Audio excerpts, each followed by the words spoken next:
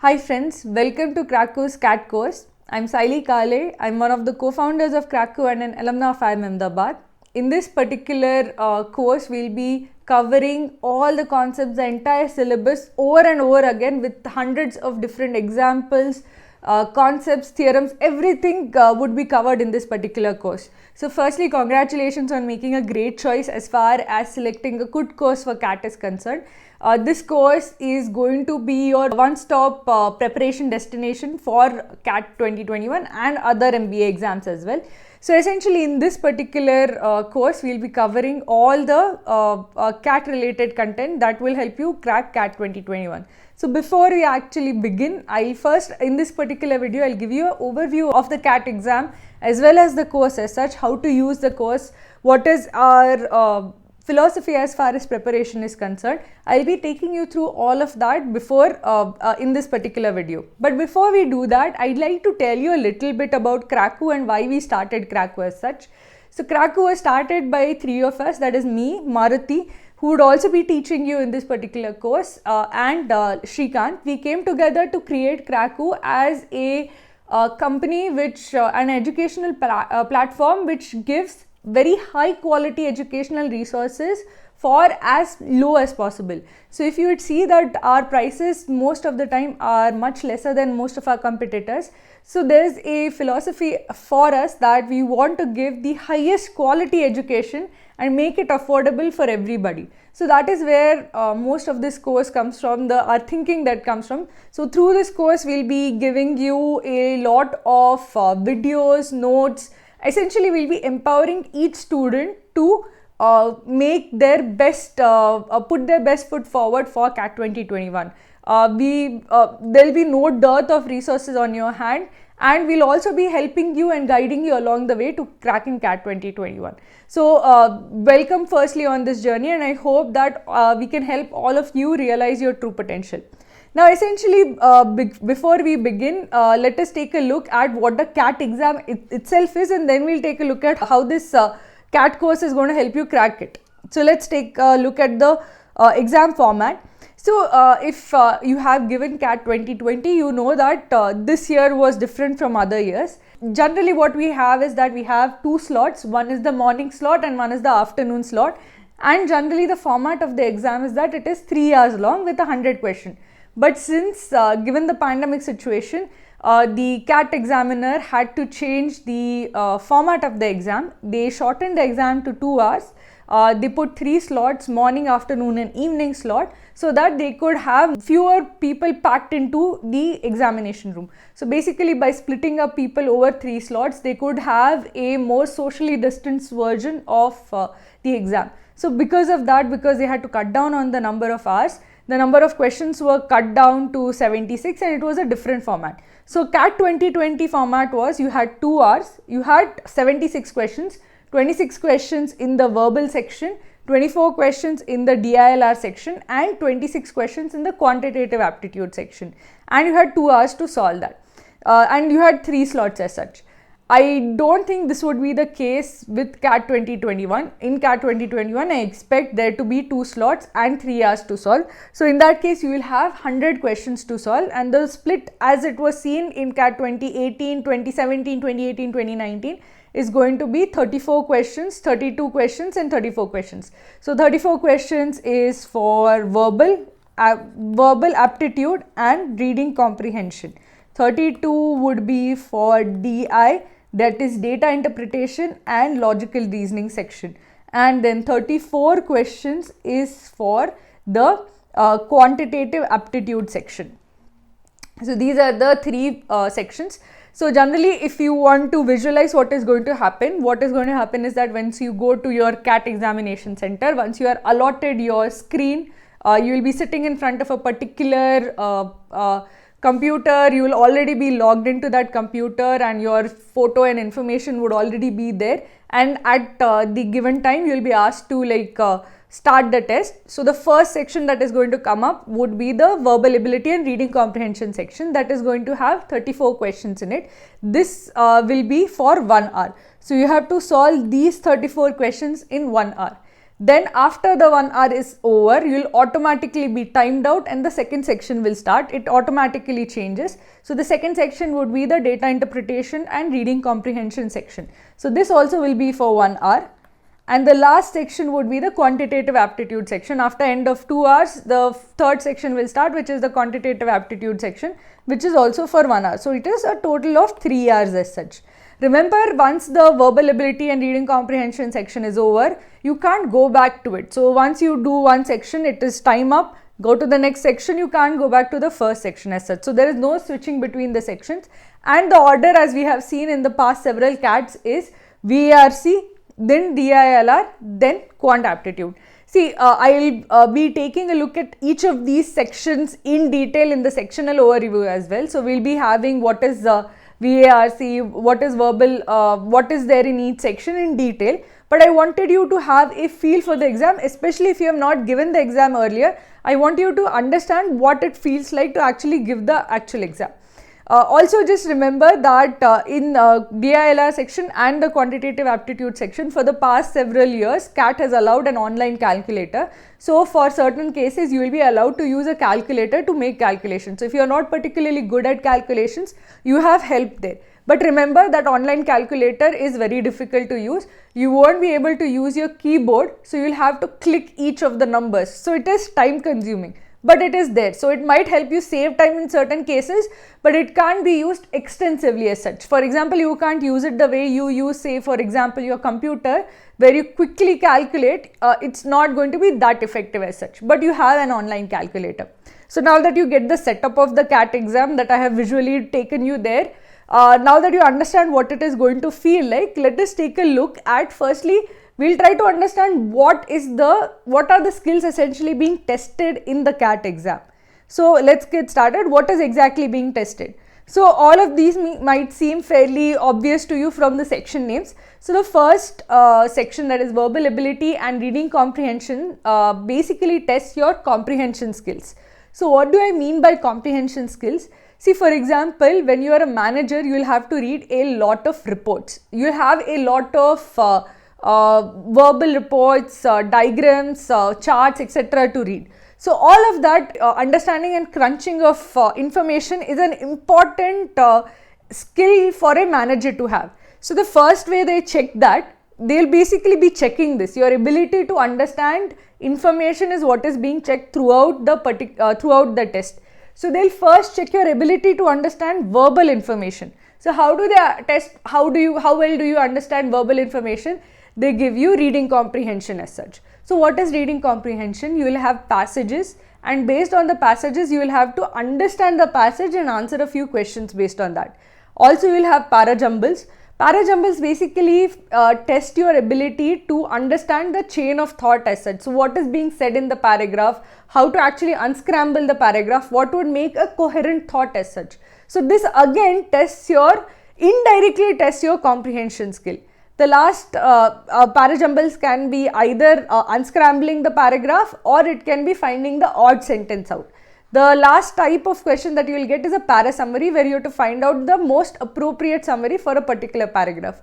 Again, it is a test of your comprehension skill. So this entire section, basically what does it do? It basically tries to set that given some verbal information, some qualitative information, how well are you able to understand the implications of that information. So it is many times, this is the most subjective section. Your interpretation of information might be different from the examiner's interpretation of of a particular passage or of particular literature. See, if you consider any book review or any kind of piece of literature, you will find that many different people have different takes on it, because how you read a particular text will be different from how somebody else reads a particular text. So this won't be very subjective as such. They try to limit the subjectivity as much as possible, but given the very nature of the particular skill as such, there is still some subjectivity involved. So this particular section essentially tests your comprehension skills, whether you can read and understand. That is basically what is being tested here.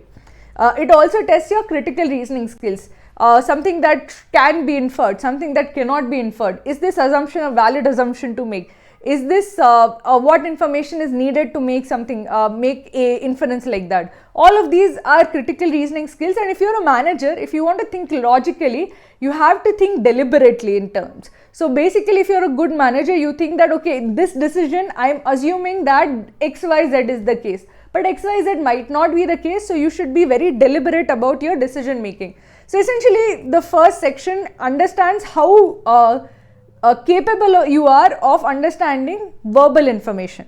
Now the second section, that is data interpretation and logical reasoning skills. What we have observed in the last few years that the data interpretation part has become lesser and lesser and lesser. So there is no direct data interpretation. In the earlier days, what you would have is that you would have like a clean data interpretation set where you basically had to just interpret and calculate data. Now with the presence of a calculator, the interpretation of data or just understanding and calculating has become lesser.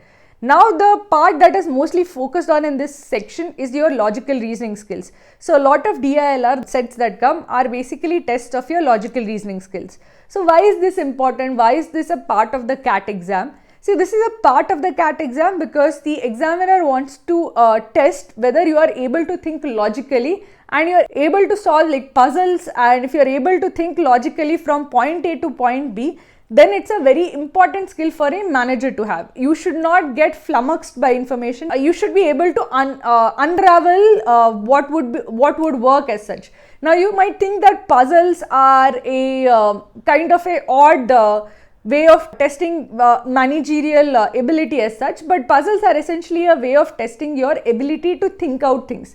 These are essentially a test of your logical reasoning skills. So this is one of these sections which almost entirely converges on your ability to reason as such, and this is not a subjective section. Each of the question will have a incontrovertible right answer. So basically it won't happen that I'll have a different answer than somebody else. One person will have the right answer, the other person will have the wrong answer as such. Similarly, the last skill or the last section is the quantitative skills. So here it is basically your ability to understand arithmetic, algebra, geometry, etc. that is being tested. So quantitative aptitude basically reflects how good your mathematical ability is. See, again, for a manager, they want somebody who is able to think quantitatively, who is able to do the maths to back up his decision making. So that is why your quantitative ability will also be tested. Together, essentially everything that a manager should have, the ability to think critically, logically and quantitatively, is being tested through this particular test. So essentially think of it in this way, that they are gauging how well I can think, whether I can think quantitatively, numerically, whether I can think critically, whether I can think logically. That is essentially being tested. Now a lot of students get worried. There are a lot of misconceptions about this exam, where a lot of students believe that this exam favors those who are engineers, that it is extremely difficult for non-engineers to crack this exam. There are many who feel that this is an aptitude test. So I'd like to tell you that both of the conceptions of this exam are not true. Firstly, I'll consider the one that the misconception that engineers are much better suited for the exam rather than other people. See, this misconception partly comes from the fact that engineers tend to do well in quantitative aptitude section. That is one section out of 3. Not all 3, just one section out of 3. And the reason why they do better in quantitative aptitude section is not because they are better suited for the exam, but because engineers tend to have had a continued association with maths for a longer period of time. Now I'll tell you exactly what I mean. Generally, when a commerce student completes his 12th standard, mostly their maths, at least the problem solving in geometry and arithmetic and algebra, ends there. But for an engineering student, even in the first year of engineering, you will have engineering maths. So you will have continued exposure to algebra as such. You will have engineering maths even later on as such. So you have basically an additional exposure to algebra, and in terms like at times even with engineering drawing, you might have additional exposure to geometry as well. So because of that, you have a longer period of exposure to maths. But that is not a hurdle that cannot be overcome. It can easily be overcome with practice as such. Especially if you put in some time to practice maths, essentially you can catch up with the engineers fairly easily. So for all the students who are from a non-engineering background and are worried that you would do poorly in quantitative aptitude, firstly let me tell you that is not the case. A lot of non-engineers do exceedingly well in quantitative aptitude, because essentially the quantitative aptitude section only tests you up till the 10th standard. It does not even test you for 12th standard. Trigonometric identities, calculus, differentiation, none of that information syllabus is part of the quant syllabus as such. So if you have, everybody has done the same 10th standard as such, so everybody is in fact capable of solving the quant questions that come in CAT. The only thing that has happened is that there has become a gap in the practice that has gone in, and you have to essentially put in the work and effort to narrow this gap. So you have to put in the effort to practice more quant questions. If you just do that, you will be catching up with the engineering students in no time. Now the second misconception that a lot of students have about CAT is that it's an aptitude test. This is not true at all. In fact, I would say that if anybody actually goes into CAT thinking this is an aptitude test and I don't need to prepare for it, they'll be in for a very rude shock. Because given how little time you have to actually solve the sets, you don't have time to actually think. In most cases, you should already know the approach. In most questions, you should already have solved a similar question for you to be able to solve it in a CAT setup as such. If you have not solved CAT level questions before, you will find CAT very difficult. So what we do a lot of in this particular course is we go through each type of concept, each type of area, each area and topic very well. We discuss all the formulas, all the concepts that are there, all the theorems, everything in detail. And we also discuss the different types of questions that come. So we don't just tell you, okay, remainder theorems, these are the remainder theorems, but we also discuss specific types of questions that might come. Basically, what is the highest power of a particular number in a factorial? Or basically question types also we also discuss in detail, because essentially if you have solved 5 questions of a particular type, the 6th question becomes very easy. So what we have tried to do through this course is not just tell you, okay, what are the concepts as such, but also try to teach you that these are the type of questions that come, and we'll try to tell you how to solve each question type, so that when that question actually does come, you take less time to solve it. So don't be under the impression that this is an aptitude test. This is a test that requires a lot of preparation and lot of practice, and we'll be helping you do all of that beforehand. So when you actually go in on CAT day, you must have solved at least 70% of the paper before, or something similar to 70% of the paper before. In fact, in CAT 2020, if you see the DILR section, there were so many sets that we had actually discussed in detail. If you had seen our videos, you would have been able to solve those in detail as such. So our basic concept is that we will be telling you all we'll be giving you all the information, we'll be giving you all the concepts, but we'll also be solving a lot of questions with you, so that on CAT day you don't have to think, you already know how to solve that particular question. So that is the basic thing that you have to remember, what you have to prepare for CAT as such. The fourth skill that I have not mentioned is that of mental stamina. So a lot of people say that, okay, I'm good at quant, I'm good at DILR, I'm weak at verbal, or I'm good at verbal but I'm weak at this. I do well in topic tests, but in actual mock I do poorly. Now the common thread over here is that firstly you have to be good in each section, and more than just being good in individual sections, you have to have the mental stamina and the focus to actually make it through 3 hours without dipping in focus as such. A lot of times, a lot of students are very good at quant, but by the time the second hour starts, after 2 hours of solving verbal ability and DILR, they are in no mental position to solve quant properly. And this happens to a lot of students. So the reason is that basically you have to build the mental stamina also. There is no easy way to build the mental stamina. The only way you can actually build it is through solving. So we'll be throwing a lot at you in terms of concepts, tests and sectionals, mocks, topic tests as well, and you might feel a bit overwhelmed by all the content we are giving you. But remember that you have to sit for 3 hours, and you have to sit for 3 hours and be at the top of your game at the end of 3 hours. That will only come if you have the habit of sitting for extended periods of time to solve. So we'll be giving you the content, and believe me, it is important for you to build that mental stamina. it won't come in a day. You have to be at it for extended period of time for you to be comfortable with solving for 3 hours as such. So these are the skills we're going to help you build as such. So at the end of the course, if you follow the course religiously, you will have all of these 3 skills to crack CAT as such. So let's get I'll also talk a little bit about our like learning philosophy as such. See, a lot of my students basically, there is something where there are a lot of students who essentially either go on YouTube or spend a lot of time watching videos. At times, mostly my videos also, they spend a lot of time just watching videos and seeing that, okay, I'll see a video on say parallel on triangles, I'll see a video on parallel lines, and I'll see all the videos on geometry, and then I'll get excellent at geometry. But that doesn't really happen. Now, the reason for that is that CAT is not a information heavy exam as such. It is a thinking based exam.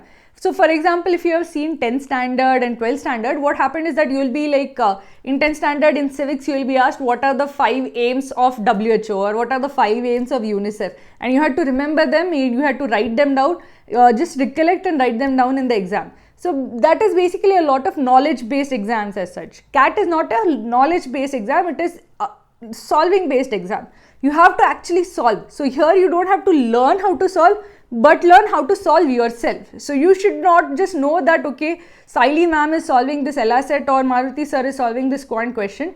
The important thing is that with every single one of our video, we are trying to teach you how to solve. So it is very important that you learn to solve things on your own. So that is why we have a philosophy at Kraku as far as learning is concerned. So we consider there are 2 ways to learn something. One is active learning and one is passive learning. So passive learning is just seeing videos one after other. Here in that case, basically what you do is just you see the entire video and you see me or Maruti solve. But that is not good enough. I would encourage that every single student from the very first video should know that the onus is on you to actually try to solve the question. So even when I am explaining concepts and I'm explaining questions, what I want students to do is pause and try to solve them yourselves. So whenever I teach, I always encourage active learning. So the first thing that you have to do in active learning is pause and try to solve yourself. After the video, we always after every single concept video, we have a concept test. This is part of our philosophy that you have not understood a concept unless you have solved a test based on that concept. So only after you have solved a concept can you actually say that, okay, I solved all 5 questions properly, so I probably understood the concept well. So after every concept, you will have a concept test. So basically we believe in testing immediately after teaching.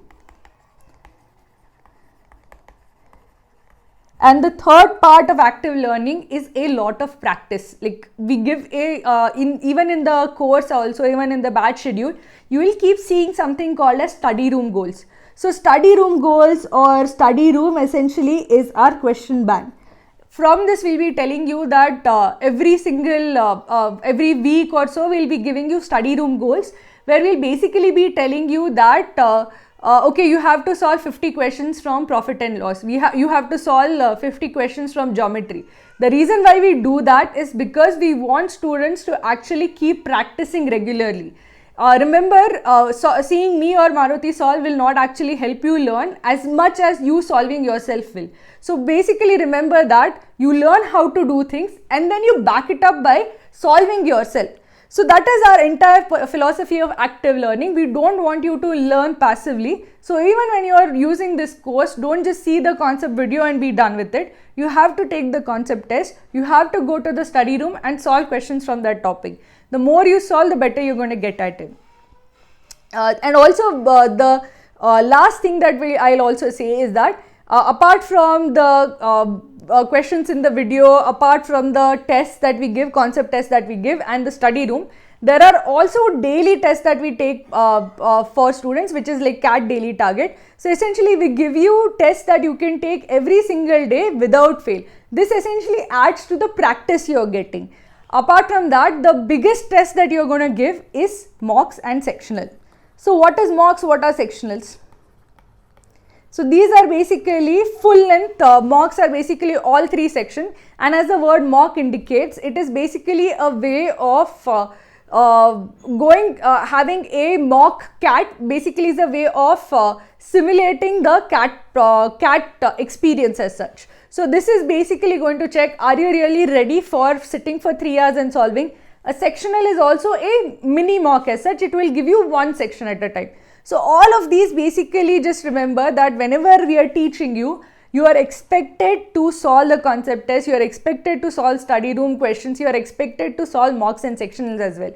We are going to be keeping this as part of the as part of the schedule as such, but it is part of the course and you have to complete a lot of practice, you have to solve a lot to actually get the required amount of practice. This is active learning, and active learning is far more effective than passive learning. Just remember, 3 hours spent solving, say for example, if you split it as 1 hour of seeing the concept plus 2 hours of solving questions post that, this is much better than 3 hours or even like 13 hours of just passively watching video.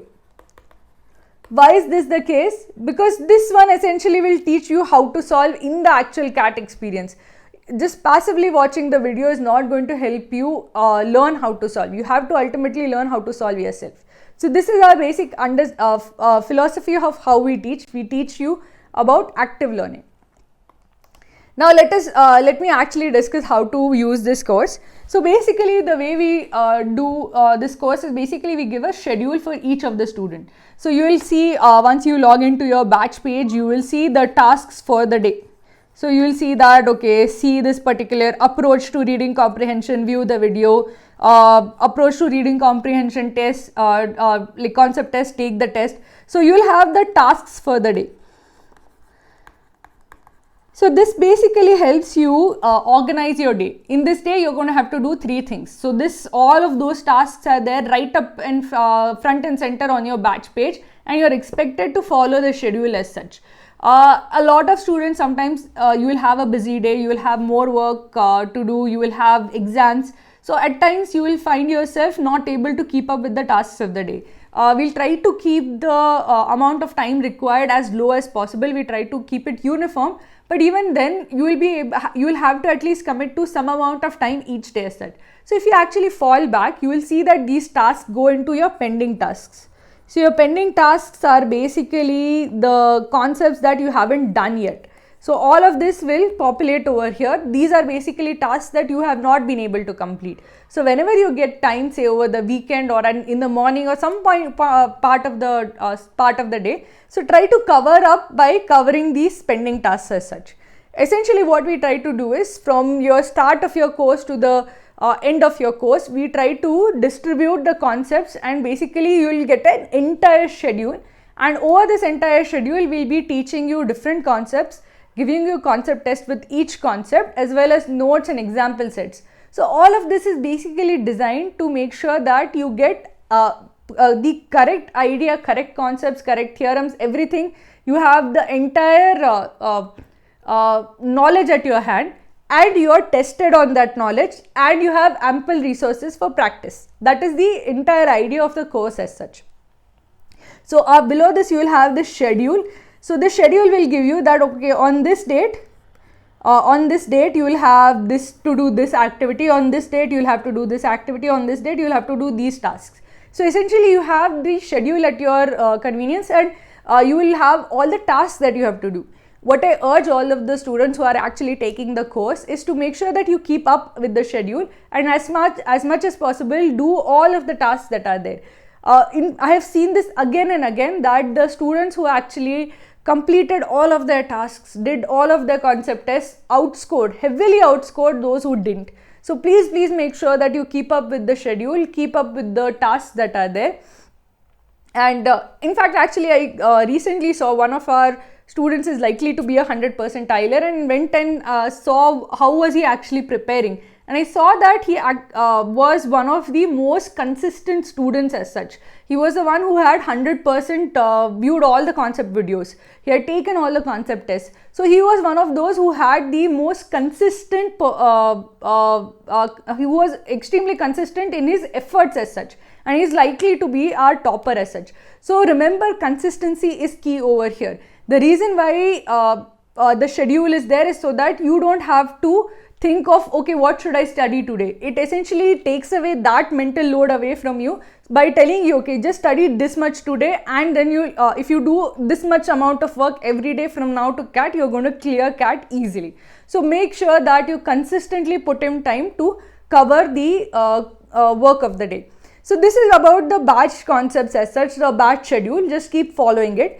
In as far as the concepts that that themselves are there as part of the schedule, so you'll generally see that, for example, we generally start with, say, arithmetic. So you'll say that, okay, in profit and loss I have introduction to profit and loss, then I'll have specific questions that come from profit and loss, for example, fraudulent shopkeepers, or basic subtopics of profit and loss. So you'll have firstly a intro or a basic video, then you will have like the advanced video of any concept, and then you will have the overview video. So overview video is basically at a topic level what all information is there. So essentially the intro video gives you a basic understanding, the advanced video looks at each of the subtopics, the overview video is essentially looking at the topic holistically, and at the end of the week, so if you have like 4 or 5 different concepts, 2-3 different concepts, at the end of the week, on every Friday, what you have,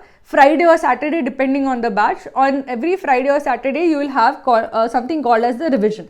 So what is the revision essentially? So the revision is basically, in that revision, on that revision day, we'll be covering, I'll essentially give you a long test on whatever topics have been covered in the week, and that test will have video solutions. So you'll be basically tested, okay, did you actually learn everything properly in the week? And then we'll actually solve it in the video solution, so that if you didn't follow, then you can say that, okay, I didn't understand this concept properly, or I didn't understand this part properly. So essentially when you go through this, you will be covering each concept multiple times. You'll be seeing the basics, you'll be seeing the advanced concepts, you'll be seeing the overview, as well as finally seeing the revision also. So what happens is that in 1 week, you get a maximum exposure to a concept and you're done with the concept, you've covered it. Then we go to the next concept as such. So that way the schedule essentially helps you learn every single concept entirely. Now this is the schedule and the batch itself. So a lot of students ask me, so ma'am, I'm doing the batch schedule, should I also go to the videos that are there in study room, etc.? See, the videos that are there in study room or under the particular topics are essentially put there for your ease. Those videos are the same videos that are part of your schedule also. Those videos have been put there because if you essentially want, say for example, after a few months you want to revise profit and loss, you can go to that particular topic and revise as such. So those videos are the same. So essentially, as far as learning is concerned, you need not go to other parts of the site. All of the learning information that you need has essentially been collated and organized as part of your batch schedule. What has not been included that much in your batch schedule is basically practice.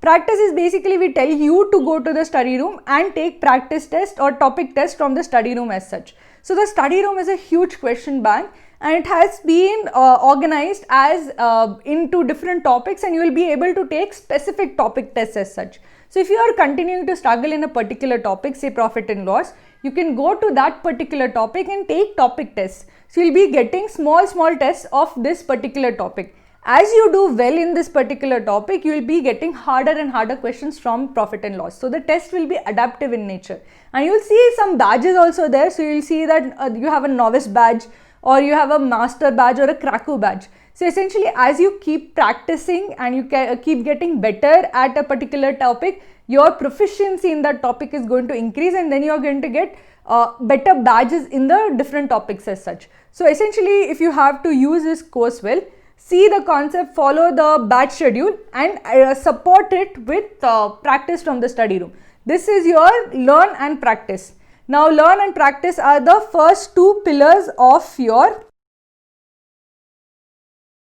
course. These are basically helping you make sure that you are learning and covering the different concepts and topics.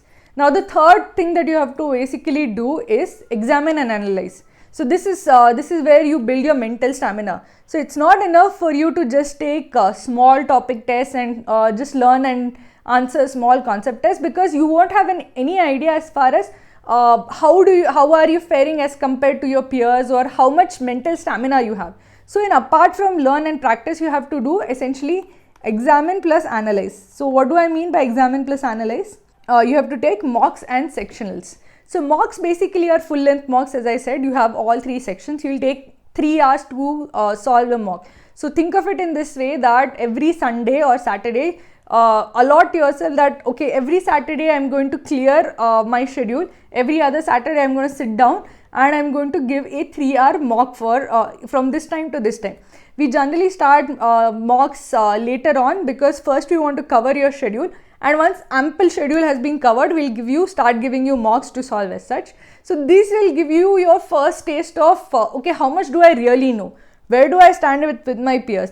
This is important feedback to have, so that you have an idea, okay, that okay, I'm okay in this section, I'm okay in that section, but I'm clearly struggling in say quantitative aptitude section with respect to others. This is an important feedback that you need to have regularly. So you have regular mocks that you have to take. Apart from your batch and practice, you have to take mocks and sectionals. Think of mocks as basically a way of checking how much do I really know, how prepared I actually am, and sectionals as a way of as almost like a remedial measure as such. So a sectional will help you in a particular section that you are doing poorly in. So if you are struggling in DILR, you take DILR sections to remedy that. So you consider mock and sectionals as a way of checking your overall competency, not just of particular topics and concepts, but overall as a at a section or a CAT level as such. So this basically, learn is the batch schedule, practice is the study room, and examine and analyze. So you can't just take a mock or just take a sectional. You have to go back to the mock and see, okay, I did X, Y, Z right, I did these parts right, I did these questions wrong. And you have to analyze, why did you do it wrong? What formula did you not know? What theorem did you not know? So examine, analyze, you have to do it through mocks and sectionals. So these three are essentially your pillars of your course and of your preparation as such. Do them well and you will find cracking CAT to be absolutely easy. If you leave any part of it, you will find that your preparation is lacking something. If you don't see concept videos, there will be many questions you will just not know how to do. If you don't practice on your own, even though if you know you have the knowledge, you won't be able to put it into practice.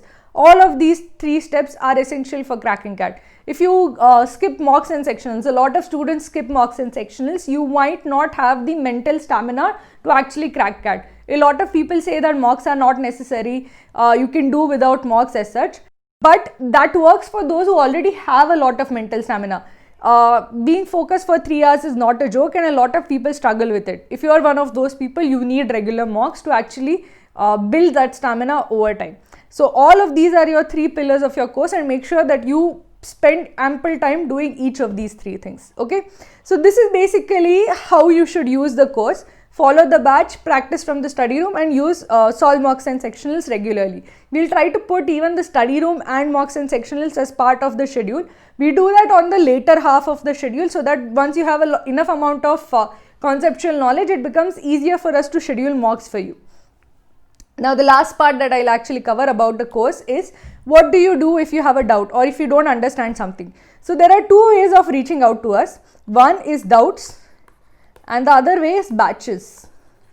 So doubts are basically if you have a question specific doubt or a concept specific doubt, there is a doubts box below each question. Below everything, essentially below each video, you'll have a doubts box. So what you have to do is basically in the doubts box, you have to put that, okay, I didn't understand this part. Can you please explain how did you do it? Or I didn't understand this part of an explanation. Or you can even find that some question was wrong, for example. So you can say that, okay, I got this answer. Can you tell me why my answer is wrong? So all of these are doubts that you can have, and you can put it in the doubt section, and we'll get our faculty members will actually get back to you and help you solve those doubts. So that is one way for you to clear your doubts.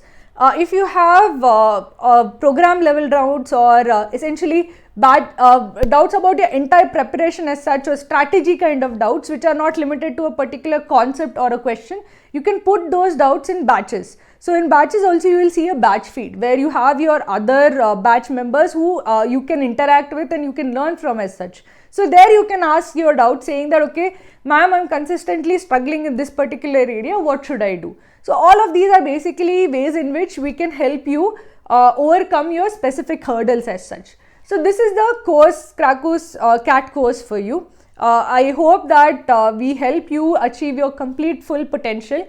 The biggest compliment that we get essentially is that, ma'am, thanks to your video, I was able to solve this particular question. Ma'am, thanks to that video, I was able to do well in this particular section. So it is extremely important for us that you do well in CAT.